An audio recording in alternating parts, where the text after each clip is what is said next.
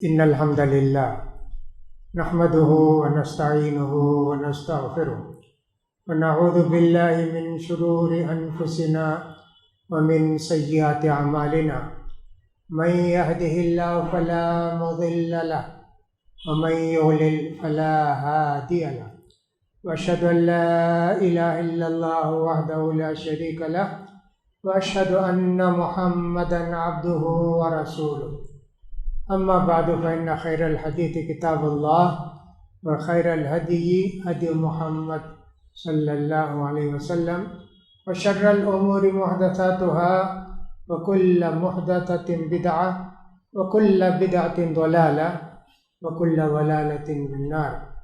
यक़ूलु सुब्हानहु व तआला फ़ी मुहकमि तंज़ीलिहि व अहल्लल्लाहुल बैअ व हर्रमर रिबा व कज़ालिका यक़ूल या अय्युहल्लज़ीना आमनू इज़ा नूदिया लिस्सलाति मिन यौमिल जुमुअति फ़स्अऊ इला ज़िक्रिल्लाहि व ज़रुल बैअ ज़ालिकुम खैरुल लकुम इन कुंतुम तअलमून। हाज़िरीन जुमा व ख़वातीने इस्लाम, पिछले जुमे हमने बताया था कि अल्लाह ताला ने इस दुनिया में सबको, इंसानों को एक दूसरे का मोहताज रखा है। कोई भी ऐसा नहीं है कि जो कहे कि मैं किसी का मोहताज नहीं हूँ, वो बादशाह हो कि मुलाजिम हो, कोई भी हो। तो इसीलिए दुनिया में हर आदमी एक दूसरे का मोहताज होता है, एक दूसरे का सहारा होता है। इसी तरह अल्लाह ताला ने कमाई के बहुत सारे ज़रिए रखे हैं, जैसे पढ़ाना है, जैसे दुकान में कोई काम करना है, कोई चीज़ बेचना है। कितने कारोबार इस दुनिया में हैं, बेहिसाब कारोबार है।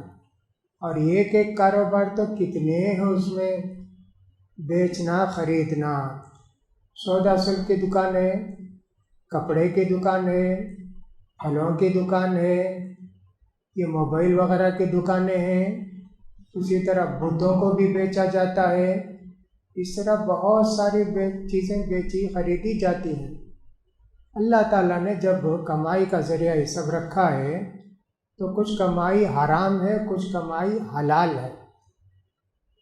हराम कमाई के मुतालिक दो चंद बातें मैंने कुछ इस तर्जुमे में बताई थी।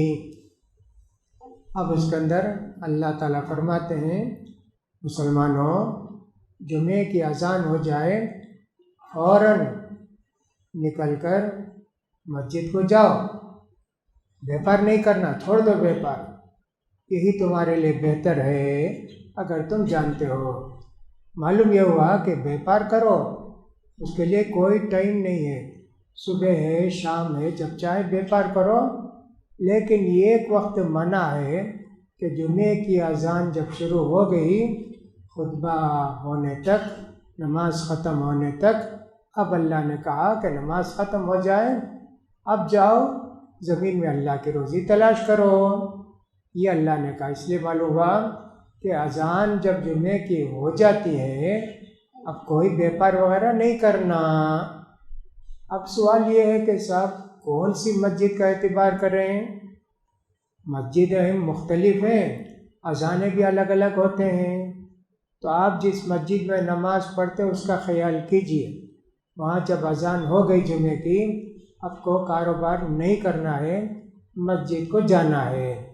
अगर आपने कारोबार किया तो वह हराम कारोबार है, नाजायज़ कारोबार है।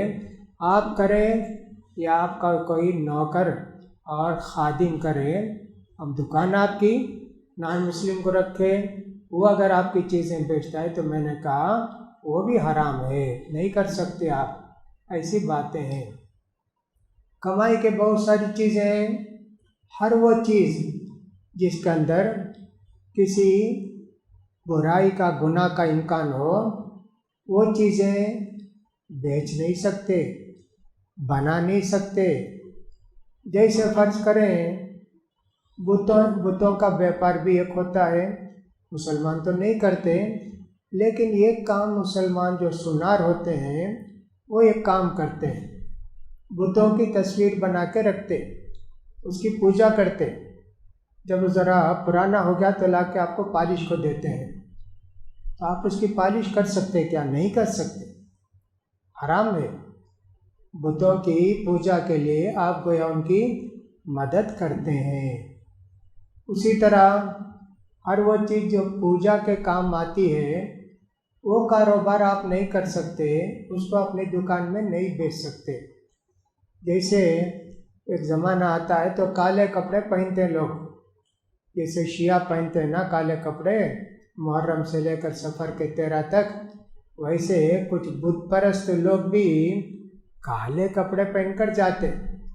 आपने देखा कि इस काले कपड़े में बहुत व्यापार होता है, आपने काले कपड़े खरीद के रखा, नहीं बेच सकते आप। बुत परस्ती के लिए आप गया उनकी मदद करते हैं। दर्जी है, सिलाता सीता है कपड़े, वो किसी ने जाकर उससे कहा कि मुझे जाना है फला मंदिर को, ये मुझे कमीज़ बना के दो, सी के दो। का नहीं साहब मैं ये नहीं करता, मैं ये काम नहीं करता, बोल के इनकार कर देना। उसी तरह किसी आदमी ने बिल्डिंग का ठेका लिया कि इमारत बनाने का, बिल्डर बहुत होते हैं और सब वो बना के देते हैं। एक नॉन मुस्लिम का घर ठेके पर उसने लिया, उसने ये कहा ये सब बनाओ, डिज़ाइन ऐसा है, पूजे का एक रूम मेरे लिए बनाना है। आप नहीं कर सकते हो, पूजे का रूम आप नहीं बना सकते, या तो पूरा कॉन्ट्रैक्ट कह दें साहब मैं नहीं लेता ये, या एक साहब ये मुझे नहीं मालूम मैं नहीं करता, का रहने के कमरे में बना के दूंगा, वो किसी और से बना ले, कुछ भी करे, आपका कॉन्ट्रैक्ट चला जाएगा। ठीक है मैं दूसरे से बना लेता, ठीक है कोई बात नहीं। अल्लाह ताला रोज़ी में बरकत देता है, हराम रोज़ी में अल्लाह बरकत नहीं रखा है, हलाल रोज़ी में अल्लाह ने बरकत रखा है। छूट गया आपका कारोबार, उसने नहीं दिया आपको कॉन्ट्रैक्ट, कोई दूसरा आदमी देगा, अल्हम्दुलिल्लाह अल्लाह देगा। अल्लाह ताला ने आपकी रोज़ी लिख दी है, कितना कमाएंगे, कितना खर्च करेंगे और क्या क्या करेंगे, वो रोज़ी आपको मिलने वाली नहीं थी। इसीलिए इब्न अब्बास रज़ियल्लाहु ताला अन्हु की रिवायत के अंदर आता है कि नबी करीम सल्लल्लाहु अलैहि वसल्लम ने फरमाया वालम अन्नमा फातका लम यकुन लियुसीबका वमा असाबका लम यकुन लियुख्तिअका। अच्छी तरह जान लो, जो तुमको नहीं मिलने वाला था वो नहीं मिला, वो नहीं मिलने वाला था, अल्लाह ने लिख दिया था, और जो तुमको मिला वो कहीं जाने वाला नहीं था, अल्लाह ने लिखा है। ये हज़रत अब्दुल्ला बिन अब्बास की रिवायत के अंदर आता है। लिहाजा ये भी बहुत बड़ी जिम्मेदारी है कि हम इसको सोचना चाहिए। मैंने कहा कि पूजा पाठ की जितनी चीज़ें हैं वो भी आप नहीं बेच सकते। जैसे काला तागा बेचते हैं तावीज़ बनाने के लिए या लगाने के लिए, जुन्नार जिसको कहते हैं, वो भी नहीं बेच सकते। उसी तरह बोट वगैरह की जो पूजा पाठ की चीज़ें हैं वो भी आप नहीं बेच सकते, है ना। जितनी चीज़ें पूजा पाठ के लिए, गलत चीज़ों के लिए इस्तेमाल होती है, वो कोई चीज़ आप नहीं बेच सकते। इस्लाम के अंदर मना किया गया है। सूरह माइदा के अंदर अल्लाह ताला ने फरमाया वला तावनु अलल इत्मी वल उद्वान, गुनाह के काम में, गलत काम में साथ नहीं देना किसी का, किसी की मदद नहीं करना, किसी का ताउन नहीं करना। कोई आदमी ऑटो चलाता है, टैक्सी चलाता है, उसने आपसे ये कहा कि साहब फला मंदिर को जाना है जी, तुम चलो वहाँ। नहीं साहब मैं नहीं आता। अरे तुमको किराया ज़्यादा देता हूँ। नहीं भाई मैं नहीं आता हूँ। फला दरगाह को जाना है, आप कहेंगे नहीं जाएंगे, फला जगह हम नहीं जाते, उस मोहल्ले को नहीं जाते, फला नहीं जाते, इनकार कर देंगे। आपकी टैक्सी हो या बस हो या ऑटो हो, गलत जगह को जाने के लिए कोई आपको किराए पर लेना चाहता है, किराए के लिए बुलाता, नहीं कर सकते आप।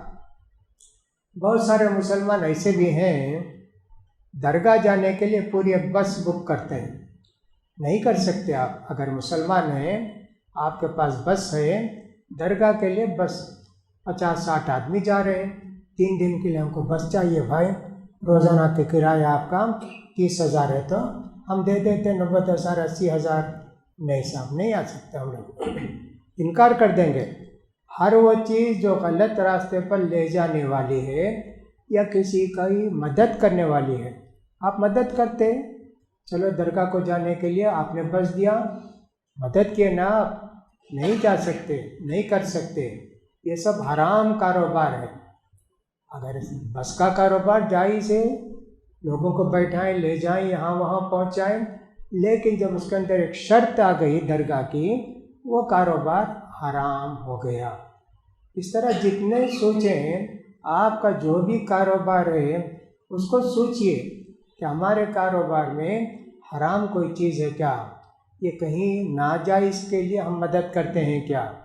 वो ठीक कारोबार है, लेकिन उसमें हराम का पहलू आ गया कि दूसरे लोग उससे नाजायज़ फ़ायदा उठाते हैं, या तो पूजा पाठ का या फलां का नहीं कर सकते। अगर आप चाकू बेचते हैं, किसी ने कहा कि साहब फलां आदमी को कत्ल करना है, अच्छा चाकू दीजिए, नहीं दे सकते आप। इस तरह बहुत सारी सूरतें आप देखते जाएंगे तो उसके अंदर ये सारी चीज़ें निकलती हैं। यहाँ आम तौर पर जो चीज़ें लोग पूछते हैं या एक करते हैं पूछे बगैर, वो ये है कि साहब हर आदमी को मकान की ज़रूरत होती है, या तो ख़रीदने की या किराए पर लेने की। अब किराए पर लेना, हर महीना किराया देना, 10,000 12,000 8,000 15,000 20,000 किराया देना पड़ता है मुतवस्सित घर का।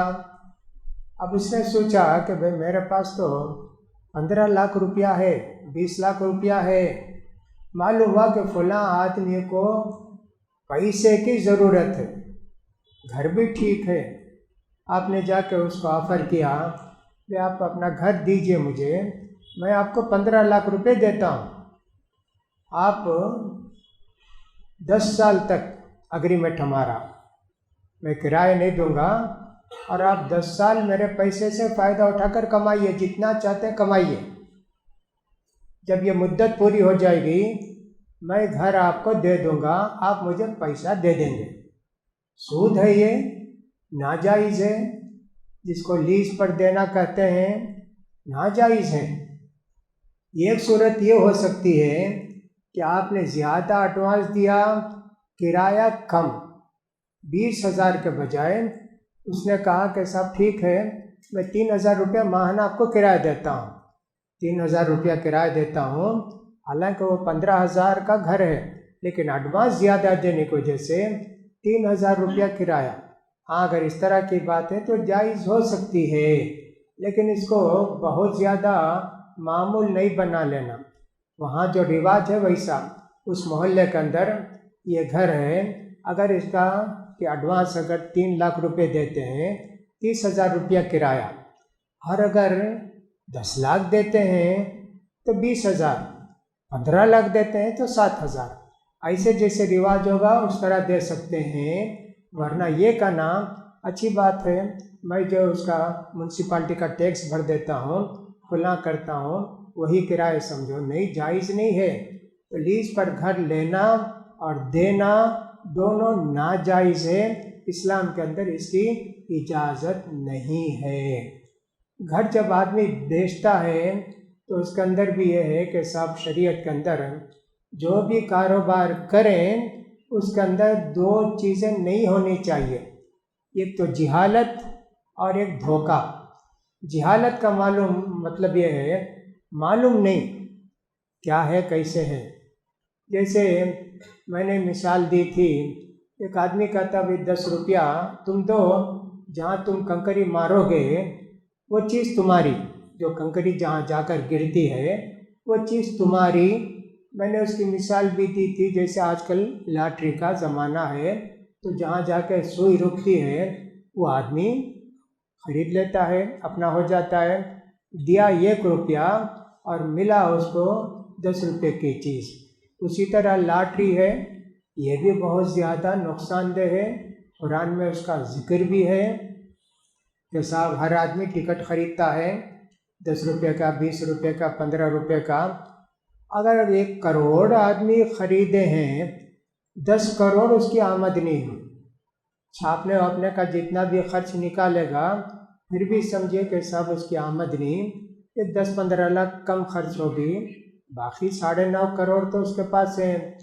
तो 1 करोड़, उसके बाद 80 लाख, 50 लाख, 30 लाख, 5 लाख, 3 लाख, 1 लाख के कुछ नंबर रहते हैं।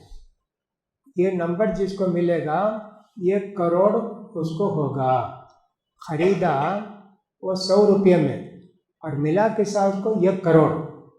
ये जिहालत है ना, किसी को मालूम नहीं कौन सा नंबर है क्या है, तो ऐसा भी नहीं होना चाहिए, जिहालत।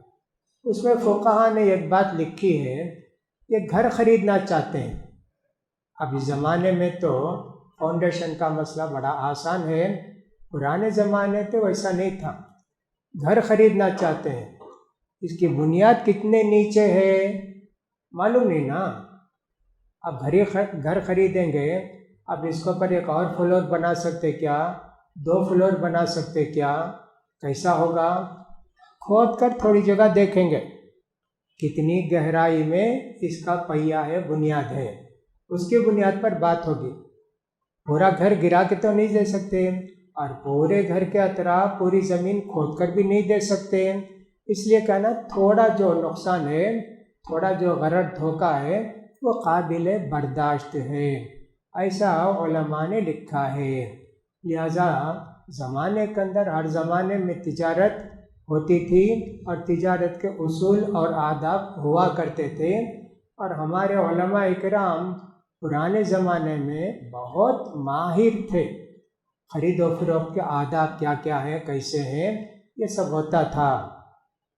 नबी करीम सल्लल्लाहु अलैहि वसल्लम के ज़माने में खैबर फतह हुआ। खैबर एक बस्ती का नाम है, वहाँ यहूदी रहते थे। मदीने से अल्लाह के रसूल सल्लल्लाहु अलैहि वसल्लम ने उनको निकाल के बाहर भेजा, खैबर में जाकर आबाद हो गए। उस ज़माने में मिल्कियत वगैरह कोई नहीं, वो जाके जहाँ बस गया वो उसकी ज़मीन है ना। अब तो वैसा नहीं है, दुनिया में 1-1 इंच की कदर व कीमत है, और उसका पट्टा चाहिए, और उसका सेल और डीड जो है उसके कागजात चाहिए। पुराने ज़माने में वैसा नहीं था ना।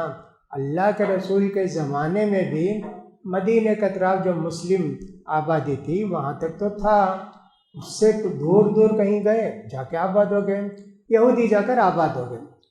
खैबर की लड़ाई हुई, यहूदी सब हार गए। अल्लाह के रसूल सल्लल्लाहु अलैहि वसल्लम के सामने हथियार डाल दिए। अब अल्लाह के रसूल सल्लल्लाहु अलैहि वसल्लम ने उनसे कहा, यहाँ से तुम बाहर जाओ, जिनको कत्ल लड़ाई में जो आए उनको तो कत्ल किया, और जो थे उनको बाहर जाओ बोले। उन्होंने कहा अल्लाह के रसूल, अब वो अबुल कासिम बोलते थे, अल्लाह के रसूल क्यों बोलेंगे, वो मानते नहीं थे ना। अबुल कासिम, हमको यहीं रहने दो, ये काम करते हैं ना, खैबर के जितने खजूर के दरख्त और बागात हैं, इनको हम लोग पेरे बड़ा किए, हम लोग जानते हैं इसमें क्या होगा, कितना होगा, कितनी खजूर निकलेगी, आप लोग तो ज़्यादा नहीं जानते ना। तो लिहाजा आप हमको रहने दीजिए, हम लोग पूरी काश्तकारी करते हैं। साल में जब खजूर होती ना, अच्छा ज़रा पुख्ता होने के बाद आप किसी को भेजिए, वो अंदाज़ा करेंगे इस दरख्त में इतना है, इस दरख्त में इतना है, पूरा अंदाज़ा करके भाई इतना दोगे तो आधा हमारा आधा आपका, उसको बोलते हैं उर्दू में बटाई, बटाई पर देना, बांट लेना जो कुछ होता है। हाँ जायज़ है। इससे ये भी मालूम हुआ कि अगर मुसलमान की ज़मीन है तो नॉन मुस्लिम को दे सकते कि साहब ठीक है, काश्त करो, जो भी धान होगा हमारा इतना और तुम्हारा इतना। जो ज़मींदार हैं इत्तेफाक से हमारे यहाँ तमिलनाडु में ख़ासकर मुसलमान बहुत कम काश्तकार हैं। अलबत्ता विल्लुपुरम से आगे कन्याकुमारी तक, बहुत तंजावुर वगैरह के अंदर बहुत सारे मुसलमान, उनके ये हैं बागात भी हैं। बागात तो खैर यहाँ भी थोड़े मुसलमानों के हैं, उनके खेत हैं तंजावुर वगैरह के अंदर, बहुत सारे मुसलमान ज़मींदार हैं, वो ख़ुद काश्तकारी करते नहीं तो किसी को देते धान वगैरह पेरने के लिए। तो बहरहाल ये लोग वैसा किए तो अल्लाह के रसूल ने कहा ठीक है जी, आधा हमको दे देना, आधा तुम्हारा। तो जब खजूर पकने के दिन होते तो अब्दुल्ला बिन सलाम जो एक यहूदी से मुसलमान हुए थे, नहीं अब्दुल्ला बिन रवाहा को भेजते थे, जाओ जी खैबर में देख के कितनी खजूर होती सब कॉन्ट्रैक्ट करके आओ। जाके यहूदियों से बात करते, वेदों को इतनी खजूर होती, आधा तुम्हारा आधा हमारा। थोड़ी देर के लिए ऐसे समझ लें 10 टन होती, उन्होंने कहा 5 टन हमारा 5 टन तुम्हारा। यहूदी बोलते अरे इसमें इतनी होती नहीं, ऐसे बोलकर वो तो झूठ बोलने वाले गलत लोग हैं। तो फ़ौरन अब्दुल्ला बिन रवाहा कहते ठीक है, हम पूरी खजूर निकाल कर तुमको 5 टन दे देते। तुम बोलते ना 10 टन नहीं, हम 5 टन तुम नहीं अच्छा मान लेते थे। ऐसा है, हालांकि यहूदी को अल्लाह के रसूल ने ज़मीन दी, वो मुसलमानों की ज़मीन, उसमें खजूर के दरख्त थे, उसमें जो फल होते थे आधे यहूदियों के आधे मुसलमानों के, और बहुत बड़ी एक तरह से दौलत मिली मुसलमानों के लिए अल्लाह के मेहरबानी से। उसके बाद मुसलमानों के घरों में खाने पीने की चीज़ें रहने लगी।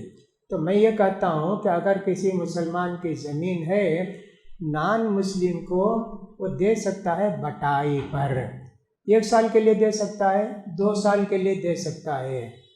शर्त ये है, ये कहना चाहिए इसमें जो भी पीक होगी आधी तुम्हारी आधी हमारी। ऐसे अगर ये कहे देखो ये ज़मीन मैं देता हूँ, उसे 3 कुंटल दे देना, ये जायज़ नहीं। 3 कुंटल ही हुई तो कितनी मेहनत क्या, कितना सब कुछ क्या उसका बर्बाद हो गया ना। इसलिए हिसाब करके देना कि साहब जो भी पीक होती आधी मेरी आधी तुम्हारी, ऐसा बोल कर सकते। सिवाय ये नहीं कि मुझे 1 टन देना, 2 टन देना, 5 कुंटल देना, 10 कुंटल देना, ऐसा नहीं कर सकते। इसलिए कि जिहालत है, फिर जिहालत का मतलब आइंदा क्या पिकेगा कितना पिकेगा नहीं मालूम है ना। लिहाजा ये भी एक चीज़ गरर है, धोखा और जिहालत दोनों ना हो तो व्यापार जायज़ है। तो उसी तरह हिस्सेदारी होती है, बहुत सारे ताजिर होते हैं, पैसा उनके पास कुछ भी नहीं है लेकिन तिजारत करना जानते। आपके पास क्या है, पैसा है, आपने उनको पैसा दिया, भाई तिजारत करो, एक 10 लाख रुपये दे, हर महीना मुझे 5,000 दे देना, तुमको नुकसान हो नफ़ा हो हमसे मतलब नहीं, 5,000 6,000 दे देना। वो लेकर गया तो ये हराम कमाई आपकी। आप उससे ये बोल सकते आपको जो भी नफ़ा मिला 70% तुम्हारा, 30% नफ़ा मेरा, ऐसा क्या भी बोल सकते। 60-40 भी कर सकते, 70-30 भी कर सकते, ये कर सकते। सिवाय कुछ भी देकर ये कह देना मुझे वो सब मालूम नहीं, नुकसान होता नफ़ा होता। एक चीज़ ये है, आप मुझे हर महीना 10,000 दे दो। ऐसे बहुत सी औरतें भी करते हैं और बैंक में भी ऐसा रखते हैं, ले जाके पैसा रख दिया डिपॉजिट में, साहब 10 साल की डिपॉजिट, 20 साल की डिपॉजिट, उसके अंदर एक तो बच्ची की शादी के लिए भी बैंक में स्कीम रहती, जेवर खरीदने के लिए स्कीम रहती, बच्चों को पढ़ाने के लिए स्कीम रहती। आप एक मरतबे ले जाके बैंक में जमा कर दिए पैसा, वो क्या कहाँ करना है, आपके बच्चे को क्या करना है आपने लिख कर दे दिया, मेरा बच्चा BSc पढ़े तक, MSc पढ़े तक या एक ऐसा फलां पढ़े तक मेरे बच्चे का खर्चा बैंक देगा। वो हिसाब करके दे देते आपको कि इतना पैसा आप जमा कर दो, हर महीना आपके बच्चे की स्कूल की फ़ीस, कॉलेज की फ़ीस, यूनिवर्सिटी की फ़ीस हम भरते हैं। हराम है, आप पैसा देकर उससे नाजायज़ फ़ायदा उठाते। उसी तरह बच्ची की शादी करनी है, उसने कहा कि साहब मेरी बच्ची की शादी में मैं 20 लाख रुपया खर्च करना चाहता हूँ, हिसाब करके आपको बता दिया बैंक वाला इतना ला के जमा कर दो, आपकी बच्ची की शादी 17 साल के बाद 15 साल के बाद जब भी होती है 20 लाख रुपये हम आपकी बच्ची को लिए दे देंगे। इनाम बोलते, तोहफा देते, पूरा सूद है वो। पढ़ाने का भी वैसे है, जेवर खरीदने के लिए आज तो बेहिसाब रहता है कि साहब ज्वेल लोन आप जेवर खरीदना चाहते हैं, अभी तो पैसा नहीं है ना, आप बैंक में ले जाके रख देते हैं पैसा और साहब बोलते हैं कि साहब हमको इतना सोना खरीदना है, वो कभी खरीद के आपको दे देते हैं। सोने का बड़ा मसला टेढ़ा है। उसमें ऐसा है कि बहुत सारे लोग मुसलमान भी करते हैं और गैर मुस्लिम तो करते हैं, मुसलमान भी करते हैं। वो ये है कि साहब आज जो रेट है सोने का, फर्ज कीजिए 5200 रुपया 1 ग्राम की कीमत है, आप इसको दे दिए दुकान वाले को, भाई मुझे 10 ग्राम का मैं इतना देता हूँ, 50 पर 2000 दे देता हूँ, दे दिए। अब आज सोना वो ख़रीद के रखा नहीं रखा मालूम नहीं, लेकिन पक्का आपका सोना, पैसा उसको दे दिए, सोना उसके पास है। उसी तरह 1 साल के बाद फिर भी जमा करें, आखिर में जो कुछ करेगा वो क्या करेगा, उतना सोना देगा, मेकिंग चार्जेस नहीं, वेस्टेज नहीं। उसके साथ ये भी है हराम है, जायज़ नहीं है। सोने का मसला ऐसा है, इस हाथ को दो उस हाथ से लो। बार बार मैं बोला हूँ, औरतें आमतौर पर ले जाकर जेवर बेचती हैं ना, बेचते वक्त उनसे ये कहती हैं भाई ये पुराना जेवर है 20 ग्राम, इसके बदले नया जेवर दो। वो बोलता है 16 ग्राम का आएगा, वो 4 ग्राम जो है वेस्टेज में भी और सब खुला में जाएगा। ले लेते, जायज़ नहीं। सोना पुराना हो नया हो बराबर बराबर लेना देना, बराबर। अरे पुराना सोना 20 ग्राम और 20 ग्राम कौन देता, नहीं देता ना। शरीयत ने उसकी आसानी रखी है। वो आसानी ये है कि आपने कहा भाई ये ले लो पुराना जेवर, उसने कहा ठीक है 4800 रुपये से लेता हूँ ग्राम, ले लो। लेके पैसा ले लेना, लेके नया जेवर खरीदना, जेवर नहीं बदलना। नबी करीम सल्लल्लाहु अलैहि वसल्लम के ज़माने में बिलाल रज़ी अल्लाह ताला अन्हु कुछ खजूर लाए अल्लाह के रसूल के पास। अल्लाह के रसूल ने पूछा क्या जी मदीने में पूरे खजूर ऐसी होती क्या, इतना अच्छी है? कहा नहीं अल्लाह के रसूल, हमारे पास जो ज़रा मामूली खजूर रहती नहीं, 2 किलो तो इस ज़माने की बात है, बोलते हैं 2 किलो लेके बेच के 1 किलो ले लेते। कहा नहीं जी हराम है, जायज़ नहीं, पूरा सूद है ये। खजूर के ताल्लुक़ से अल्लाह के रसूल ने ऐसे कहा, तो लिहाजा जेवर भी वैसी है, चांदी भी वैसी है।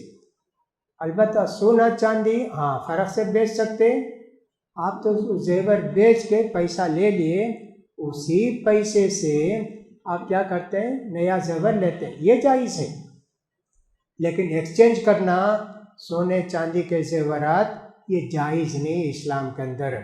इस तरह की बहुत सारी बातें हम करते हैं, हलाल रोज़ी के बजाय हमारी रोज़ी हराम हो जाती है, हमारी दुआ कबूल नहीं होती है। अल्लाह ताला हमारी मुसीबतों को परेशानियों को दूर नहीं करते। ये परेशानी मुसीबत तो हम लोग अपनी तरफ से लाए हैं, तो लिहाजा तौबा करके ही इन चीज़ों की इस्लाह करनी चाहिए। बकिया बातें भी इंशाअल्लाह बोलने की कोशिश करें। अल्लाह ताला से दुआ है कि अल्लाह ताला हमारे कारोबार को हलाल कारोबार बनाए, हर किस्म के हराम कार्य से बचाए। अल्लाह ताला जो कुछ हमने नादानी में कर दिया, अल्लाह ताला उन सबको माफ़ करे। अल्लाह ताला सबकी परेशानियों को, मुसीबतों को, बीमारियों को, तकलीफ़ों को दूर करे। अल्लाह ताला सेहत आफ़ियत की ज़िंदगी नसीब फरमाए। अल्लाह ताला सबकी परेशानियों को दूर करे, ज़ालिमों की हुकूमत का ख़ात्मा करके अल्लाह ताला अच्छे लोगों को इक़्तिदार पर लाए। अल्लाह ताला हमेशा सबकी मदद फरमाए। अक़ूलु क़ौली हाज़ा व अस्तग़फ़िरुल्लाह ली व लकुम व लिसाइरिल मुस्लिमीन फ़स्तग़फ़िरूहु इन्नहु हुवल गफ़ूरुर रहीम।